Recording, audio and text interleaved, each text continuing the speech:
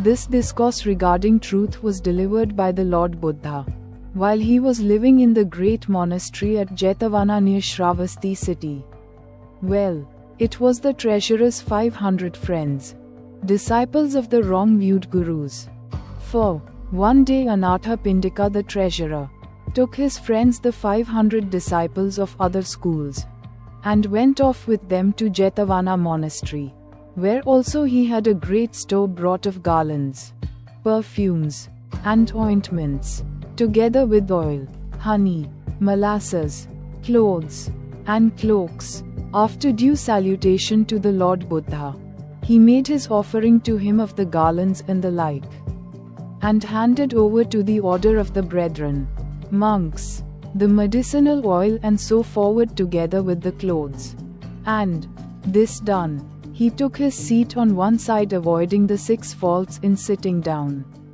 Also, those disciples of other schools saluted the Buddha and took their seats close by the side of Anathapindika, gazing upon the master's composure, glorious as the full moon, upon his excellent presence gifted with the signs and marks of Buddhahood and surrounded to a fathoms, 6 feet, length with light, and upon the rich glory that marks a Buddha, a glory which issued as it were in paired garlands, pair upon pair. Then, though in thunderous tones as of a young lion roaring in the red valley or as of a storm cloud in the rainy season, bringing down as it were the Gangas of the heavens, and seeming to weave a circle of jewels, yet in a voice of 8-fold perfection, the charm of which ravished the ear, he preached to them the truth in a discourse full of sweetness and bright with varied beauty.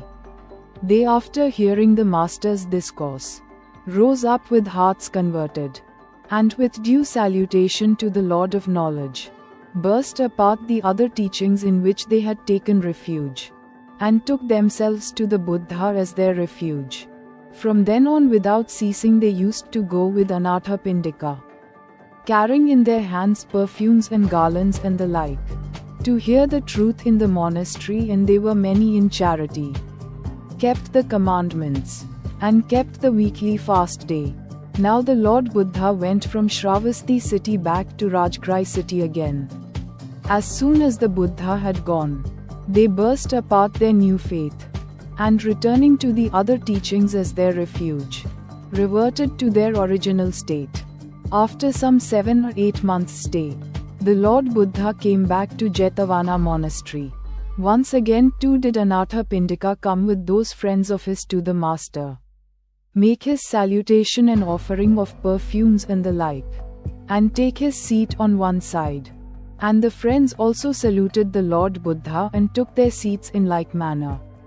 Then did Anathapindika tell the Lord Buddha how, when he, Buddha, had departed on his alms pilgrimage, his friends had forsaken their refuge for the old teachings again, and had reverted to their original state, for opening the lotus of his mouth, as though it were a casket of jewels, scented with scents divine and filled with many perfumes by virtue of his having ever spoken properly throughout countless eons, the Lord Buddha made his sweet voice come forward, as he inquired, "Is the report true that you, disciples, have forsaken the 3 refuges for the refuge of other teachings?"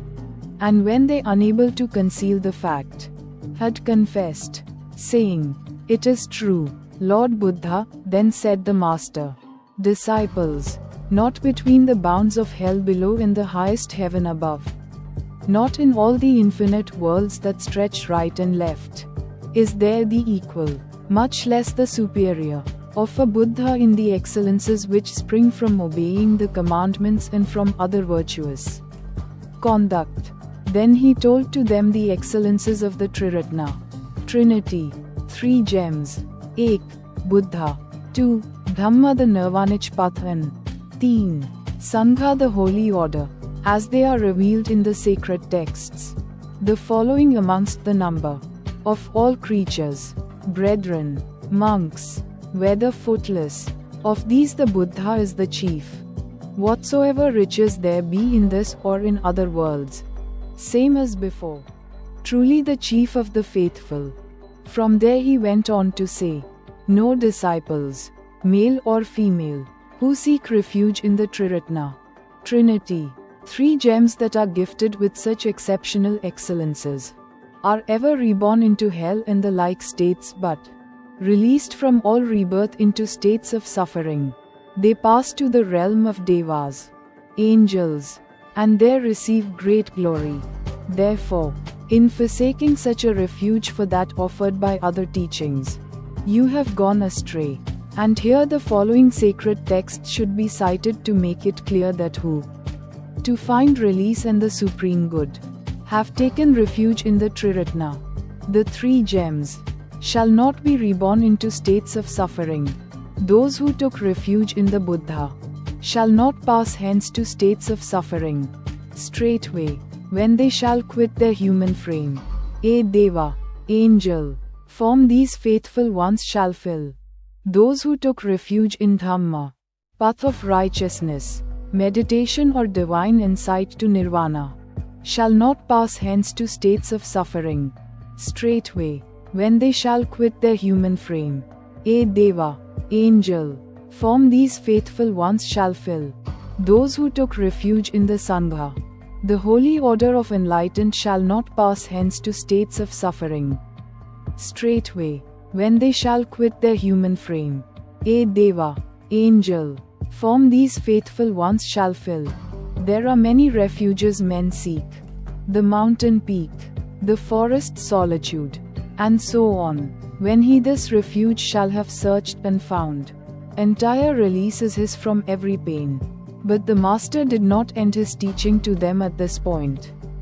For he went on to say, disciples, meditation on the path of the Buddha, meditation on the path of the Dhamma, the righteous path or law leading to nirvana salvation, meditation on the path of the Sangha, holy order good company, this it is that gives entry to and fruition of the first, the second, the third, and the fourth paths to bliss.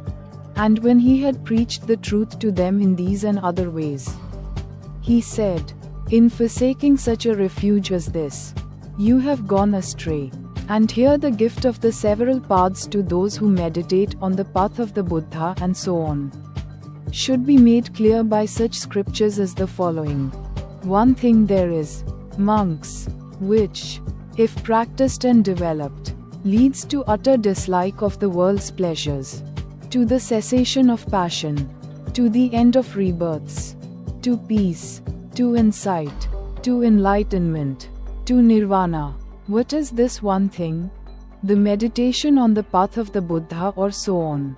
Here meditation refers to the austere training disciplining of body or mind such as Zen, Anapana, Vipassana, Metta, Satipatthana, Samatha etc., leading to stillness of thoughts, emotions, attachments or desires which would further lead to awakening of divine blissful trance, insight, self-illumination and finally transcendence of consciousness from mortal singularity to enlightenment in infinitude of eternal omnipresence. When he had thus encouraged the disciples, the Lord Buddha said, so too in times past, disciples, the men who jumped to the stupid conclusion that what was no refuge was a real refuge, fell a prey to goblins in a demon-haunted wilderness and were utterly destroyed, while the men who stuck to this absolute and indisputable path of truth prospered in the same wilderness. And when he had said this, he became silent. Then, rising up from his seat and saluting the Lord Buddha, the layman Anatha Pindika burst into praises, and with clasped hands raised in reverence to his forehead, spoke thus, it is clear to us, sir, that in these present days these disciples were led by error into forsaking the supreme refuge. But the past destruction of those opinionated ones in the demon-haunted wilderness, and the prospering of the men who stuck to the truth, are hidden from us and known only to you. May it please the Lord Buddha, as though causing the full moon to rise in the sky, to make this thing clear to us. Then said the Lord Buddha, It was solely to brush away the world's difficulties that by the display of the 10 perfections. Through countless eons I won 6 infinite knowledge. Give ear and listen, as closely as if you were filling a tube of gold with lion's marrow. Having thus excited the treasurer's attention, he made clear the thing that rebirth had concealed from them, as though he were releasing the full moon from the upper air. The birthplace of the snows,